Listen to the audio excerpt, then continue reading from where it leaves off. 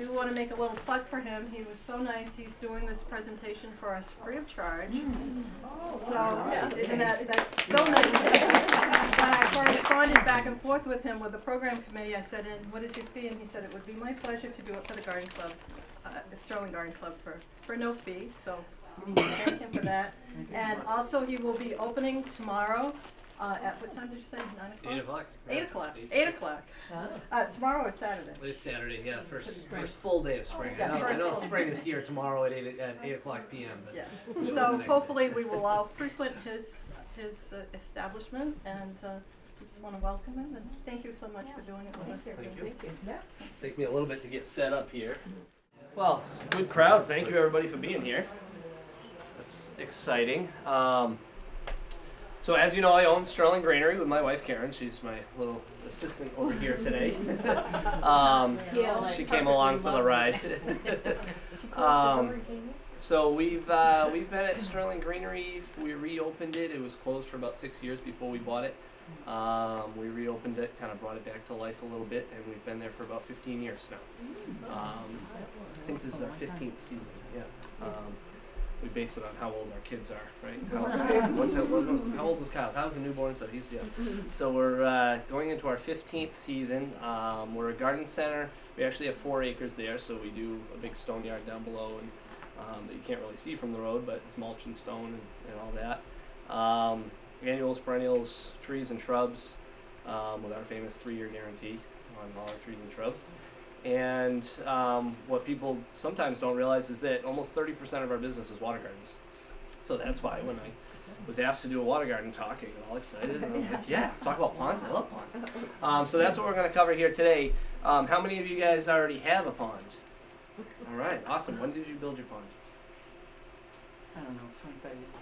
Excellent. So you'll probably have a lot of fun with this seminar because it'll probably bring back some memories. How about you?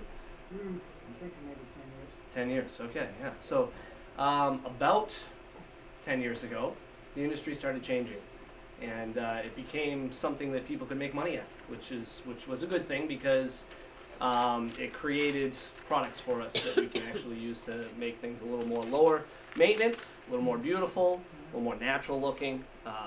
So before we get to that part, I'm actually going to go through what you probably experienced with your ponds. To start, we're going to talk about building ponds, but also about owning ponds. And I usually like to just get all the myths out of the way before we get into our seminar, because I always get those questions. So I'm just going to get rid of them all right now.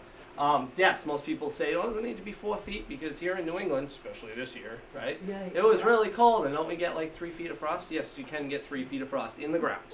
Okay, but ponds, actually, the water transfers heat faster from the earth, all right? So your pond really only needs to be 2 feet deep.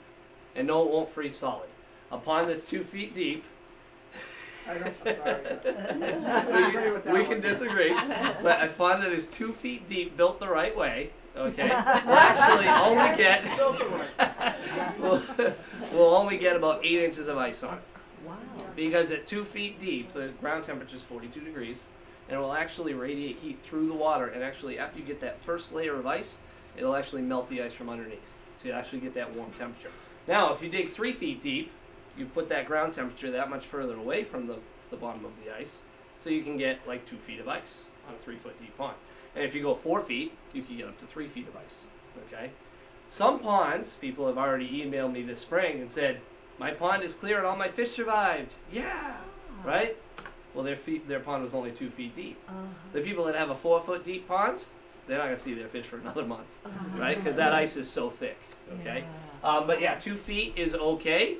2.5, 3 feet is okay, but once you go beyond that, now you're asking for a lot of ice and a lot more maintenance. So we dig most of our ponds 2 to 2.5 feet deep.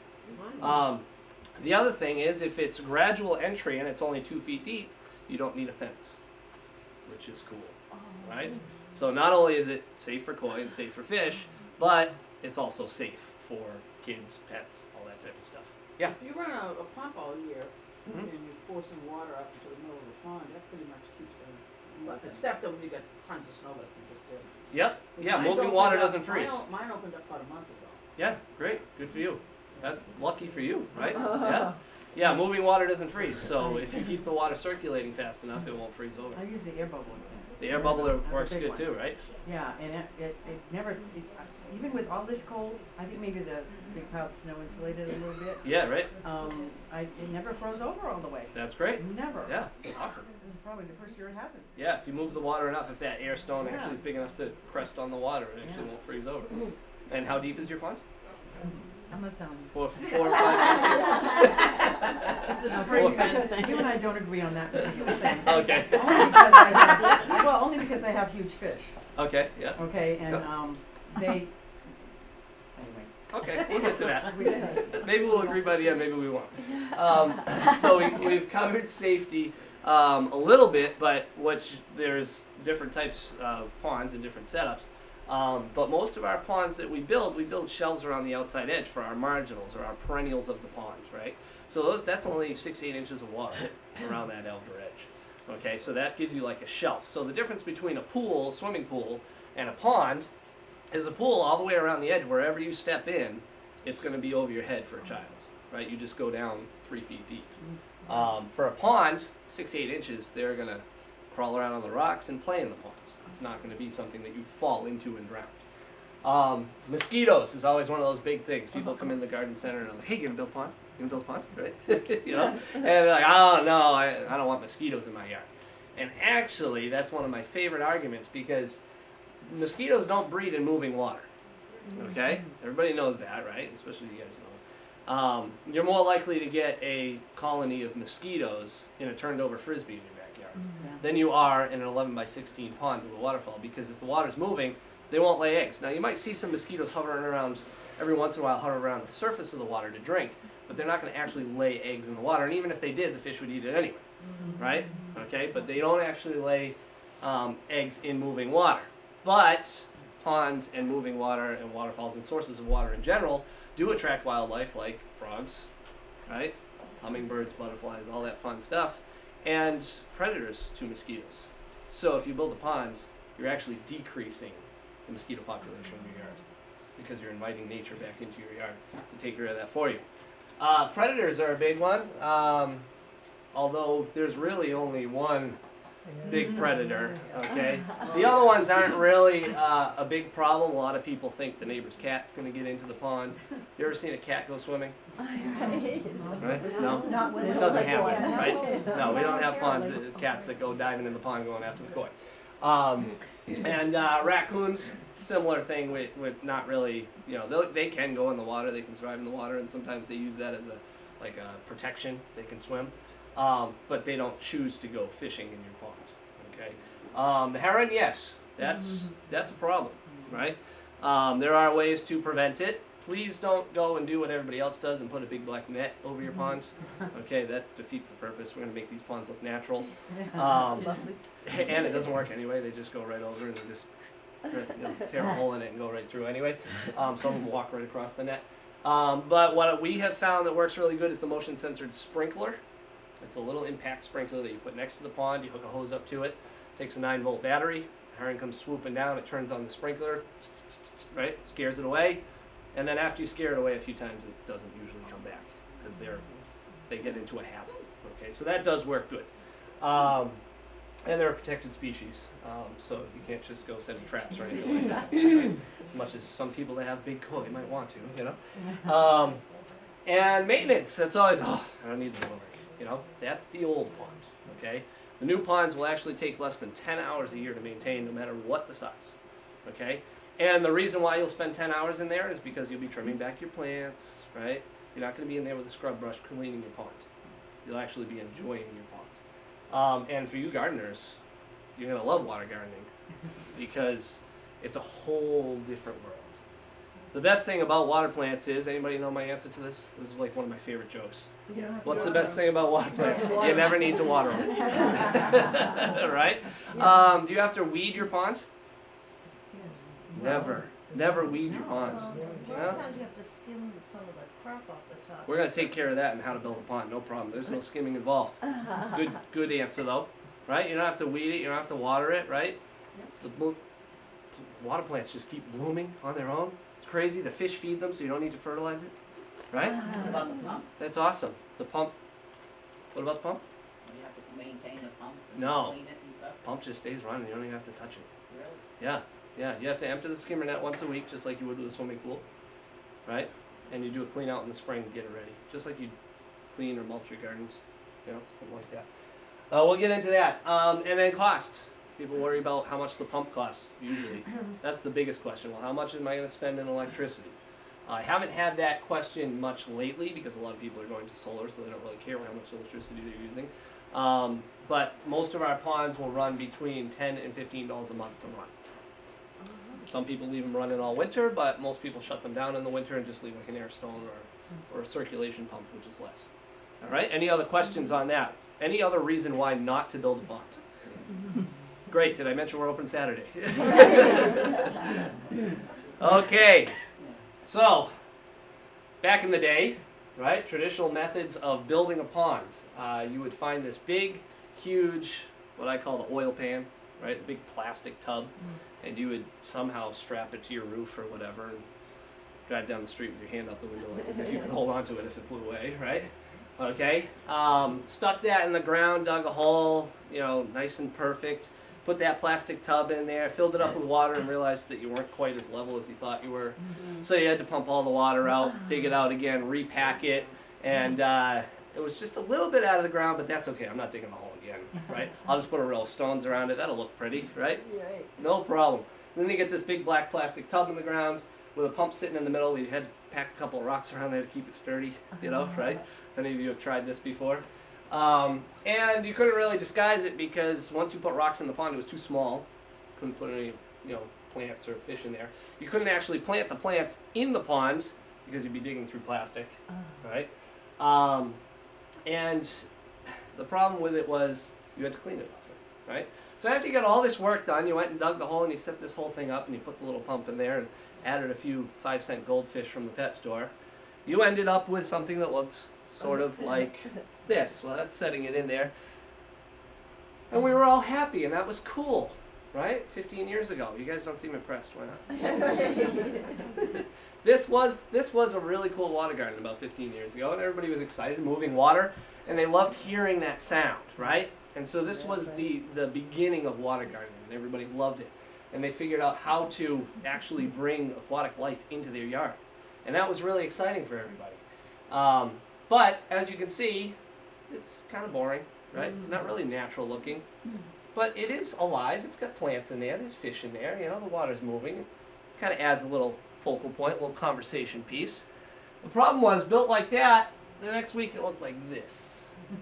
That is our biggest enemy. And it's algae, right?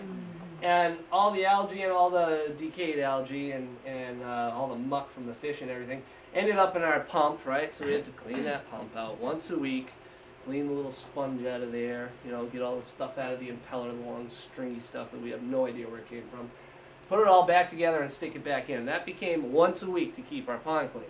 So neighbors are coming over for dinner. Oh shoot, I gotta clean the pond, right? Gotta vacuum the house, I gotta clean the closets, right? Because that's where they're going to put their coat, and I got to go clean the pond. So it was just one more thing to take care of, right? And that wasn't really that much fun. Next, we came up with a cool idea. Let's just build a liner that so we can dig a hole, and whatever we dig is perfect. We'll just lay the liner in there. It'll form to the edges, right? And we can do it as deep as we want, so people that want to go dig a hole 4 feet deep, because it's fun apparently, we can put that in there, and then we can put big fish in there. I'm picking on you now. And it was better, right? That looks a little better than the other way, right? And we could have big fish in there, and we put some rocks around the edge, and that looked a little bit more natural. That was exciting, though, because we could pick whatever shape we want, and whatever hole we dug, we didn't have to level or do anything like that. So you stick a liner in there, right? The problem with that was people weren't building shelves. They thought you couldn't put rocks in the pond because it would create algae, which doesn't happen, but people thought that, right? So you had the steep sides, so you still have a lot of liner showing. This is the hose coming from the pump that goes back up to what I call the water volcano, which is the volcano of rocks with water spilling down the front. Because it was just a tube at the top with a flat rock stuffed on the top of it just to hold it still so it didn't come spitting out. And that water jetted out of there and it was a little too fast, so we stuffed a couple other rocks in front of it to break the water, right, and slow it down a little bit, make it look natural, Right. right? So that was the goal, and that was good. I mean, that was an improvement to the process, but not quite beautiful yet. So, Aquasky, the company we buy from, the products we buy from, there's quite a few of them now, decided that there must be a better way to keep this clean, because people don't like their ponds. They end up filling them in because they have to take care of them. So if we create a system that keeps the pond clean, and we come up with a way that makes it lower maintenance, then everybody's going to want a pond, right?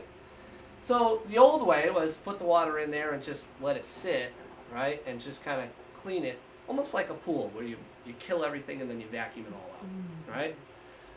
When they figured out how to bring nature back to a pond that was created by man, right, it actually took care of itself. So once they completed that ecosystem, they figured out that the pond actually takes care of itself and is self-maintaining. How cool is that? So do you ever see anybody going out into a pond and adding algicide? No. Do they pump it out and vacuum it? No, right? Are there fish in that pond? Yeah, right? And the fish eat what? Does anybody go out there and feed the fish? Not really, right? They eat the algae. Isn't that amazing? And then the fish waste feeds the water plants. The water plants shade the pond so you don't get as much sun, so you don't get as much algae, and they actually absorb all the nitrates out of the water, right? The rocks and gravel house bacteria, beneficial bacteria, which break down the fish waste, which turns nitrites into nitrates, which is really fertilizer for the plants, right? And the whole thing kind of works together. Nobody's in there cleaning. Isn't that amazing? So if we figure out how to get that same system applied to a liner bottom pond, then it should take care of itself, right? Most of the ponds that you know that are very clean are either spring fed and have an outlet somewhere, like a spillway or a dam or whatever, or they're fed by a river and then they have an outlet on the other side. So the system that we create has a skimmer on one side, which would be the spillway, right, or the dam in a natural pond. So you're actually skimming the surface, so the surface of the water is actually moving now. So you don't get mosquitoes, and any leaves or debris that fall in the pond will actually sit on the surface of the water, go across and into the skimmer through a net, kind of like a pool skimmer works, right? And you can empty that net out once a week. Then there's a couple of brushes behind that goes behind the net, so the little holes in the net will let the water through. If anything makes it through that, it gets caught in the little fine brushes, right? And then the pump actually sits behind that. So you've already filtered all of the debris out of the water before the water gets to the pump. So we never need to clean our pump, ever, right? How cool is that? Right? So there's no maintenance on the pump. All you have to do is take this net out once a week and shake all the leaves out, or pine needles, or whatever you end up in the water, right? Then that water from the pump gets pumped all the way up through a biological filter, okay? So this is the mechanical filtration. It actually removes debris out of the water. And then you go through biological filtration. Biological meaning bacteria is actually cleaning the water, okay? So there's a few filter pads in here and some other filter media. The water enters in the bottom, goes up through the filter pads, and then enters the pond back through a waterfall. Okay, so that's where you get your aeration from. Okay, so as the water's going through those filters, the bacteria is doing its job and it's cleaning the water for you. So all the water that comes out of this waterfall is crystal clear and clean, okay, and free of debris. All right, so if I get in there and I take these filter pads out and I wash them all out once a week, right, cleaning my pond, right, what am I doing? Destroying the bacteria. I'm washing it all away. So now there's no bacteria in there. So when I put the filter pads back in, do I expect anything to happen? I shouldn't, right? Because I just got rid of all the bacteria that's doing its job. Okay? The beneficial bacteria is actually cleaning the water. That's why they call it biological filtration. Okay? That waterfall comes in, it aerates the water. Okay? And it also creates a current that goes across to the skimmer. There are rocks and gravel in the bottom of the pond. There's still one guy in Massachusetts that will disagree with me. Okay, that there shouldn't be rocks and gravel in the pond. But there should be rocks and gravel in the pond because, one, it protects the liner from UV deterioration and anything that might climb in the pond, like a German Shepherd, for instance, might go swimming in your pond, right? and or deer that come to drink out of your pond, depending on the size, they get in there, right? The rocks and gravel actually protect the liner from branches falling in, from predators, from things getting in the pond, walking around in the pond, right? And it also, the surface area actually colonizes more beneficial bacteria. So when the fish are swimming around and they release their waste, whether it be ammonia or solids, right? It goes to the bottom of the pond, and the bacteria in the pond actually turns that over into beneficial plant food. And if your plants are planted in the gravel, your roots can expand underneath the gravel, so the waste hits the rocks, breaks down, and feeds your plants. The plants grow up, they shade the pond, and they're removing all the nitrates out of the water. Okay?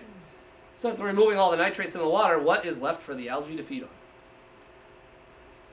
Nothing. Right? If there's no nitrates, if you have enough plants in your pond, you don't get an algae bloom. How cool is that? Right? So you should have at least 30% of your pond covered in plants for that reason. Okay?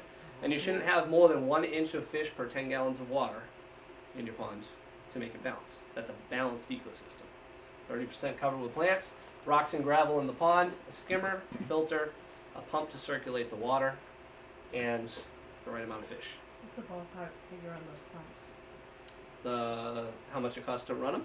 No, for the cost of the pump. Cost of the pump depends on the size, but usually they're about $300-400. They're probably the most expensive component in the entire setup because they are designed to run 24 hours straight, 7 days a week. And the liner? The liner, cost on the liner? It's a little over $1 a square foot, depending on what size you get.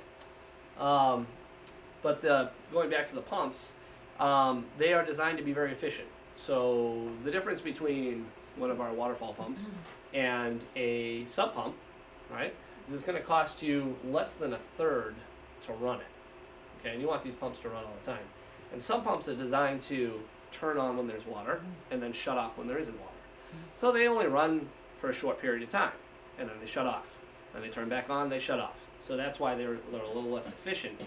But the other thing is if they run 24 hours, 7 days a week, they tend to burn out really fast. Okay, and our pumps have a 3-year warranty on them, and most people will get 5 to 6 years out before they have to replace them. So that's the difference in the pump's price and how they run. The liner is a 20-year liner, 20-year fish-safe liner. It's very similar to roofing rubber. It's that thick, 45 mil.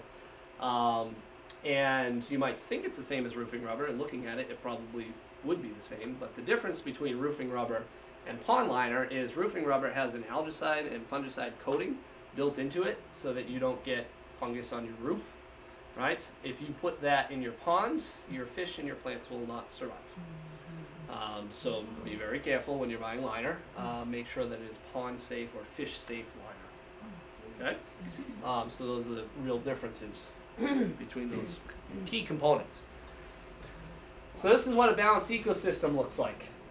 The right amount of fish, the right amount of plants. Water plants are really cool too.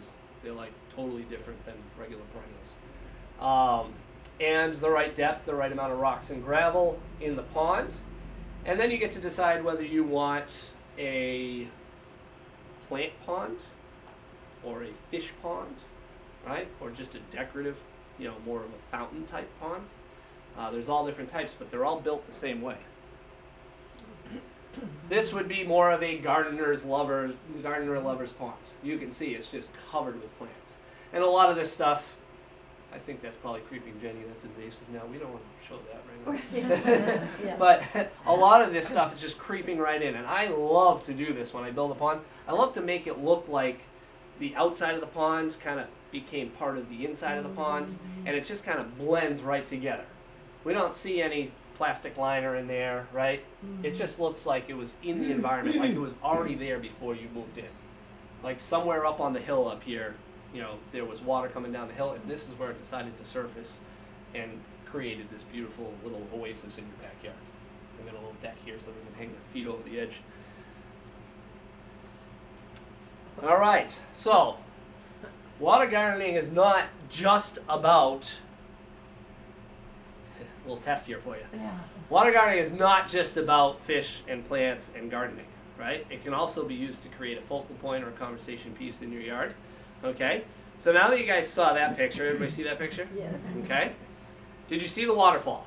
All right, well, I have to have you engaged here, so we have to put up your hand if you saw the waterfall, okay? Keep your hands up, okay?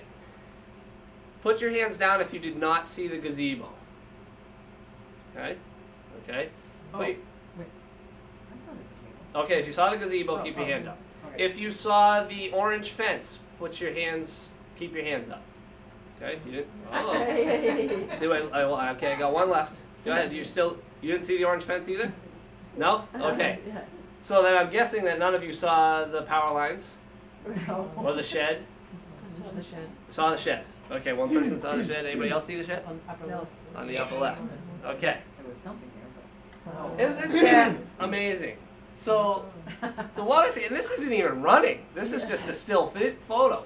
If the other thing is when you walk out into somebody's yard and you hear something, you immediately like look for it, whether it's a wind chime or something just Yeah. rotating or whatever. But a water feature, that sound just Yeah. draws you, right?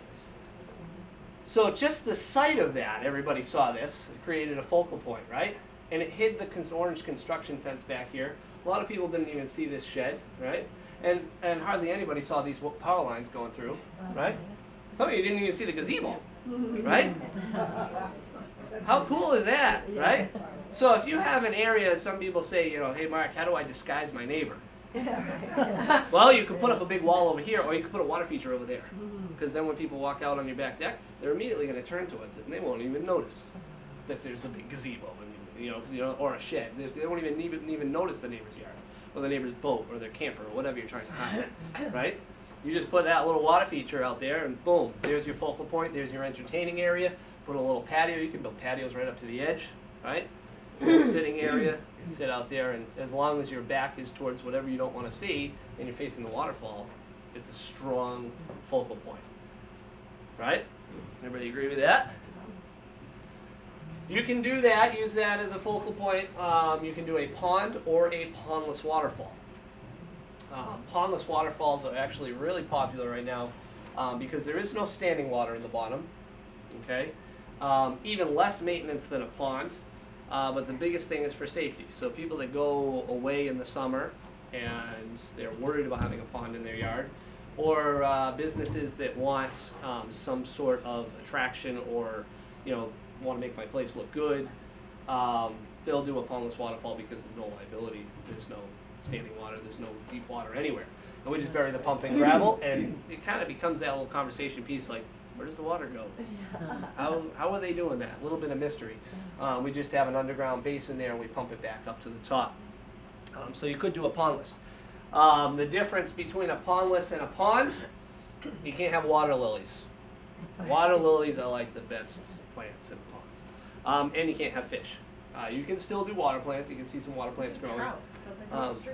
They just get tired and they come down and lay on the rocks. That's the problem. So this is a pondless waterfall. I believe it's about a 45-foot waterfall in Holden that we built. And you can see there's no pond at the bottom. It just disappears into a bed of gravel. This is actually their driveway. Their house is up here. It actually faces the road. So they just wanted that piece, like as you were driving up, they have a very thin, long driveway. They wanted to have a nice, you know, setting out front because for curb appeal for them, they couldn't really achieve that because they're set so far back from the road. They wanted a nice curb appeal down by the road. So we created that for them. They have, you know, quite a few drops in there. Nice trickling waterfall down through there.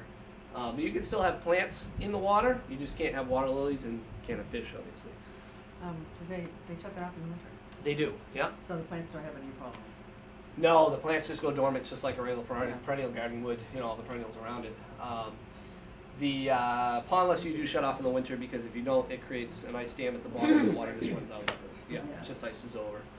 So that's the other thing. You can leave your ponds running in the winter. How many of you want to go back to doing that? Right? No. Or that? Which one do you like better? Right? Like it was born there. Ponds you can leave running in the winter. This was my first pond, actually. 11 by 16 pond, and it had about a 25-foot Waterfall. And I left that running for 5 years straight, never shut it off. And never cleaned it. Just so when I do seminars like this, I can say in full confidence that ponds are low maintenance, right? I wanted to see exactly how low maintenance they are. And really the only time I ever maintained it was I got in to cut back the perennials. That was pretty much all I did. Took the filter pads out once a year, cleaned them out. But I didn't even clean like we generally recommend. I didn't even clean the pond itself. I ran it for 5 years staying clean. Now, when it first opened, you can see a little bit of string algae starting to collect around here, right? Okay. First thing in the spring, I had some string algae going along, right? And I said, well, I want to see what happens. It lasted for about 2 weeks. Then all my plants in my pond and in my waterfall started growing again, started absorbing all the nitrates out of the water, right? And the algae just disappeared on its own. But I still had this like black kind of scum over all the rocks. And the rocks weren't clean, like a lot of people like. Well, I'll test that out too. I let it go, right? And a few weeks later, the frogs moved back in, right? And you could hear them at night. And they were doing their thing at night and having fun. And coincidentally, a few weeks later, I had tadpoles, right? Yeah, okay. right. And millions of tadpoles, just everywhere. Like totally covered. You walk near the pond and they'd all scatter. It was like the whole bottom of the pond was moving, right? And then 3 days later, all my rocks were perfectly clean. Right? I hadn't touched a thing, right? All the tadpoles went around and cleaned all my rocks for me. They became frogs. Too many frogs in the pond, they move out. Right? How cool is that? So I had a crystal clear pond and I didn't have to touch it at all. I had to tolerate the messy look for about a week or two, but not having to maintain it was worth it for me. So that was a big thing. So that's how that whole thing works. Once your plants get going, you let nature do its thing, it actually stays clean. The people that are out there scrubbing the pond and removing water and adding chemicals and all that, they're really just working against themselves. If you just let your pond do its natural thing, it will stay clean, as long as you set it up right. And let's not forget about nighttime. Lights in the pond are very common. We try to do it as often as possible. They get a little photocell sensor on there, so when it gets dark, the lights come on automatically. They stay on for 2, 4, 6, 8 hours, depending on how long you want to have them stay on for. And then they shut off, and they automatically come on the next day. But a water garden at night is like owning 2 ponds. During the day, you know, it's really pretty, right, and nature's there. But at night, everything seems to come alive in a different way. And the lighting, you know, on the tall grasses, the pickerel rush or whatever you put in the pond, the movement, you know, it really creates a totally different environment, and it's great for entertaining. And occasionally you'll see a fish swim by, you know, in front of the light, and it's just really relaxing and really fun to watch. Sit out there with a glass of wine, and you might wake up the next morning in the same spot. All right. There are kits to building a pond, makes it very easy to do. I'm not going to go through the 20 steps because I don't want to take your entire morning. But there are 20 easy steps, and we teach them at our Build a Pond Days. We do a hands-on Build a Pond Day at the Greenery. And you can come and take the class and learn how to do it hands-on, which is how a lot of people learn these days, right? Is they have to do it to do it. Many people that take my 3 to 4 hour class, we build a whole pond in 4 hours, right, start to finish. Wow. Many people that take that class go home at lunch with a pond kit, and they come back later that weekend for fish and plants. They have built their pond, and they are ready to go. And I actually just received a picture from somebody last week that took the Build a Pond Day and sent me the picture of their finished pond, and it was gorgeous. I should have put it on the slideshow. But yeah, it was just, you know, it's really exciting. They just love it. And part of their email was, not only did it change my yard, but it changed my life and my sanity. And that's why I love water gardening so much, because they have a chance to get out there and relax, and a reason to get themselves back in the garden, because they have their fish out there waiting for them, you know. And that, it really does make a huge difference, not just to your yard, but to your life. It actually is a big impact. So that's one of the reasons why we love water gardening. So the biggest thing with the 20 steps is that it applies to whatever size pond you have. Whether you're doing a little 8 by 11, that's our smallest pond kit in your backyard, or you're doing a huge pond to put your kayak in. This happens to be my pond now. I told you I started with an 11 by 16, right? This is actually 40 by 80. Oh my God. And has 50 feet of stream going into it. We do a pond tour once a year, and we go around to all the areas, ponds, and beautiful gardens. We actually rent a bus. There's 55 seats on the bus. We might even need 2 buses this year because it's becoming very popular. We go around and see all the area's nicest backyards, ponds, gardens, and we end at my house with my pond. It's a 9 to 12 the tour, and then we have lunch from 12 to 2, catered lunch at our house. But even if you're building a pond this big, the 20 steps still apply. It's still the same system. It's still only 2.5 feet deep in the middle, and yes, I have big koi too. Yeah, Right? I got some 35-inch koi in there that you'd be impressed to see, right? But it's still only 2.5 feet deep, and that's only one section of the pond that's 2.5. Most of this entire pond, you can't really see the plants in that picture, but most of this pond has plants all the way around the edges. Okay, so I have big shelves in my pond, and I have a deep spot in the middle. The deep spot should be about half the size of the pond, but this kind of proves to you that, you know, even big fish can survive in 2.5 feet of water. So, they tell you that pond lilies don't like the, water sprinkling on their leaves. Movement in the They water? don't like as much movement, so their leaves look better, longer if they don't have all that, Yes. you know, water dropping on them and stuff like that, which I found, you know, with my little waterfall that I have. Yep. You know, if the leaves go over there, they just get tattered. you know. Yeah, water lilies, specific questions to water grading, so if anybody wants, you know, to ask any questions. The water lilies specifically will survive in 2 to 2.5 feet of water. They're a deep water Very plant. good, yeah. However, if you plant them in 18 inches of water, Mhm. they will get bigger leaves Yeah, and shorter stalks, right? uh-huh. And they'll blossom more often. Right, I saw that with mine. Yeah. Yeah, the shorter, Right. you know, the less depth, Yep, and if they're planted near moving water, they tend to stretch.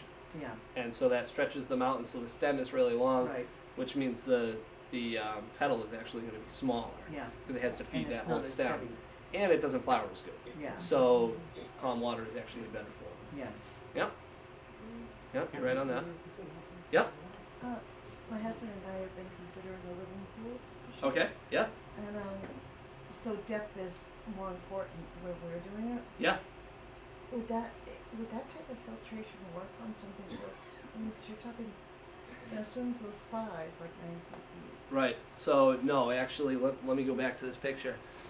So the question was a swimming pond. I like to call it living pond is what you called it. That's what they call it in the Yep. research on the living. Okay. And some people will turn their swimming pools into ponds, which is cool too.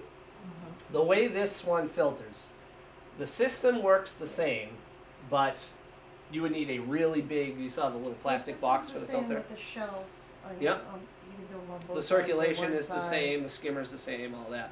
But the filter, did you see in the beginning they had that little plastic box with the filter pads in it, Yeah. right?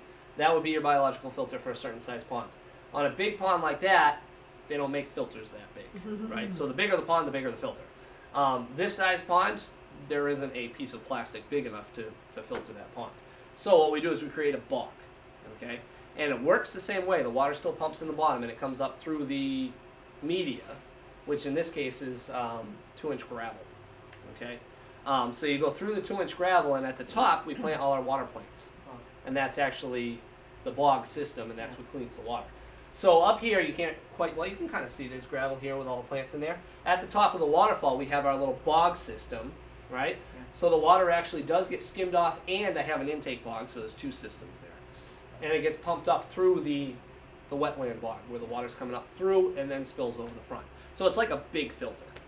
Okay, so I just need to create like a smaller bog area, almost like a, I don't know what those things are called. But- All right, so I need Yeah. to tell him that we need to also have like a little cesspool kind of spot. Yeah, yeah, I don't think I'd word it that way, but You know what yeah. I mean? A bleaching pond, whatever. Right, we call it a wetland bog. So you would have an elevated bog area that you'd pump the water through. And then that's usually the top of your waterfall, and the waterfall comes down. And if you are going to do a swimming pond, you can do big rocks like this around the edges, like outcroppings, and you can jump off the rocks into the pond. Well, we just built the tea house, and the thought was to build it so the deck, you could sit on the deck of the tea house and be able to have it, you know, the pond under you off the deck. Yeah, nice, awesome. So you're gonna want to make that deeper because you're gonna jump in there and swim I in there wanna and be able everything. to, Yeah. I wanna be able to put an inner tube in it on the days that we want to. Great. That's So my goal. awesome. Yeah. I love goals like that. That's cool. So you're probably gonna want it deeper than 5 feet. Yeah. I And was so thinking like the 8 or caution 9. you need to take with that is deeper than 5 feet, you're going to get anaerobic bacteria, which actually absorbs oxygen out of the water, which is unhealthy for your pond. So what you need to do is at 4 feet, you're actually going to put an air stone in there in strategic places to actually circulate that water and pump oxygen into the water so that you don't get that bad bacteria. Alright, 'cause I didn't notice anything like that on research I've done was mostly, I don't even remember what kind of filtration they used on it, but it's mostly about the ledge, you know, on both sides. Mm-hmm. And it's basically built like a swimming pool on the inside with a ledge all the way around. Yep. And most of them didn't even have a running source of water on them, unless it was something I didn't notice when I was looking. You need to circulate the water, Yeah. yeah. We built a 25 by 45 swimming pond for a guy 2 years ago, and we built that same system, and there's very little maintenance. And to add to that, this was his bass pond. He was building a pond so he could swim with the bass. Loves Just bass. moved out. It's got like this thing. Put down. That's it. Okay, so same idea. So bass are kind of a messy fish. So this was a really good test for us. And I actually learned on this project that bass don't have eyelids. Okay, this is what he told me. Oh. And he said so they always hide in the shadows. So we needed to create cave systems for them on the edges. And he feeds the bass, you know, and it's kind of cool because when he feeds them, they come out and they strike, and then they disappear back into the shadows. But he actually has an underwater camera, and he posts it on his Facebook page all the time. And he swims around and follows the bass around. It's that cool. Okay? But the kids also like it too. They get out there with their fun noodles, and they're jumping off the rocks, off the waterfall, and everything into the pond. So it needs to be deep enough to accommodate that. So couldn't you provide the aeration by just having water jets like some swimming pools have?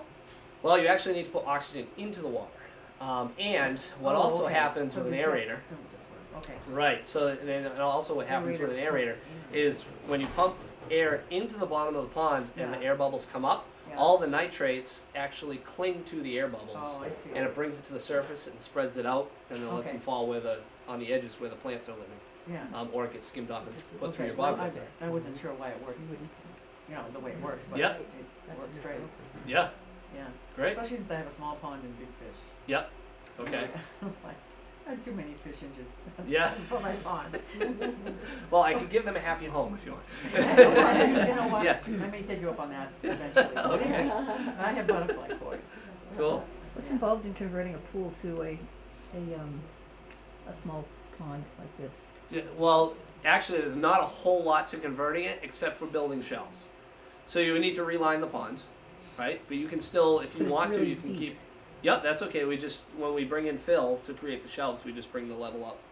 And I'm assuming you probably want to still swim in it, or you just want to No. make it a pond. So yeah, we would backfill some of it. The neat thing about a pool is that all your plumbing is already there. So you can still use your same filter as long as you're not adding chlorine, Oh. right? And you still have skimmers there, and you still have jets that move the water around, which is really cool. And you can actually take some of the jets and create a waterfall if you wanted to. What we like to do when we convert a system is we'll actually shape the pool a little bit different. Even if there's concrete around the edges, we'll cut it out with a diamond saw and make some shelves, you know, and make different bog areas. And so basically it's relining it and then filling it with rocks, you know, relining it, shaping it, filling it with rocks, but you use your same system that's already there. So it's actually a pretty easy You're conversion. gonna reline it with what? You're gonna put a, We'll put the 45 mil EPDM Oh, liner okay. in, because what happens is a swimming pool, it has a 20 mil, if you're lucky, PVC liner, yeah, and that breaks down after What 10, about 15 cement, years. Like a gunite pool? yeah, Yep, then you can put rocks right in there. oh. Yeah. All right, you don't have to, No? okay. Yeah, and some of them are already free-form shaped, so all you have to Right. do is put rocks in there, fill it with gravel, Yeah. create some shelves, and you have a pond, like Mm. instantly. It's pretty cool. But the liner, usually a pool liner, is the PVC liner, it'll crack, it'll puncture easy. Yeah, because Um, it's not, The 45 mil pond liner does not puncture. We put, obviously you can see these rocks are 4,000 pounds. yeah, You know, right in there. We put them in with a strap and a forklift and all that. So, right. I've Yeah. seen them making these ponds on TV, you know, they have that fantastic ponds. Yeah. And they are fantastic, and they do them so many different ways, but. Right. Every I pond's ha- different. I I haven't love seen it. a really good bog garden yet. You know, the first guy, he did some bog gardens, but they don't really show you how they're doing it. Yeah. You know what I mean? They don't explain why Oh, the bog yeah. garden is what it's doing. Yep. You know? I don't know. One guy was growing his plants for his restaurant, like watercress and stuff like that, in the bog garden. Well, the Yeah. bog garden was like 5 feet ground. I'm like, Oh, you know, you're not growing enough for a restaurant. in right. that. Yeah. It was kind of stupid, but Good idea. fun. All right. Yes, question. Could you address the issue of the pond at the bottom of Griffin Road and Muddy Pond? The issue. Yes, it is apparently not maintained and it is a mess. Right. Yes. The issue started with the pumps that I put in there to filter that pond, and the bog system that we built for that pond. Nobody knew who was going to pay for the electricity, And no one Oh wants dear. and nobody wants to. So they didn't run it. He didn't run it. It's not running anymore. So there lies the problem. Who's going to pay for the electricity? They finally. It is too bad because it was a $50,000 system that we put in there to keep that pond clean. So it is too bad that people don't want to run the pumps, but Did you rejuvenate it?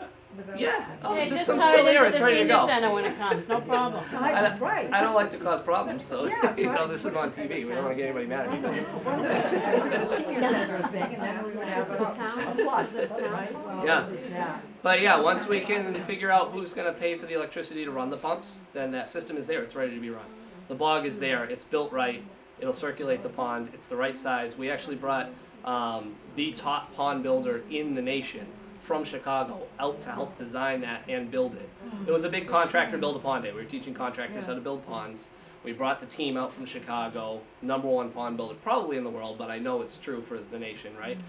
He came out and built this pond with the guys, taught them how to do it. All the guys came and learned how to do it. We donated all the equipment, and it's all there. I still go and look at it, you know. And it is a beautiful waterfall, but it would be nice if it was running, you know. I think there's a fountain in there now because they wanted aeration, but That helped That last helps. summer, but it Yeah. was, early on, the pond was just covered. because it's not circulating. So it's stagnant water. It was disgusting. Right, it's not moving, it's breeding mosquitoes, And it's you not, have the kids that are circulating. there at the park. yep, And, yeah. And the park has come a long way. It should be a beautiful pond. That's actually why we got on board with the project in the first place, because I wanted to be able to do that system. And that's really kind of, I think, what started the whole project. And then once they got the electrical bill, it was shut those pumps off. We don't know who's paying for it. So as far, to my knowledge, you know, so.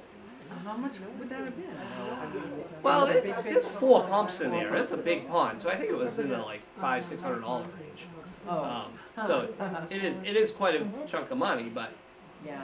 it was a clean ecosystem. They had snapping turtles laying eggs in there. When we were building the pond, we found these turtles, and they still come up on the rocks that we put out there for them, and it's really, really pretty. Yeah.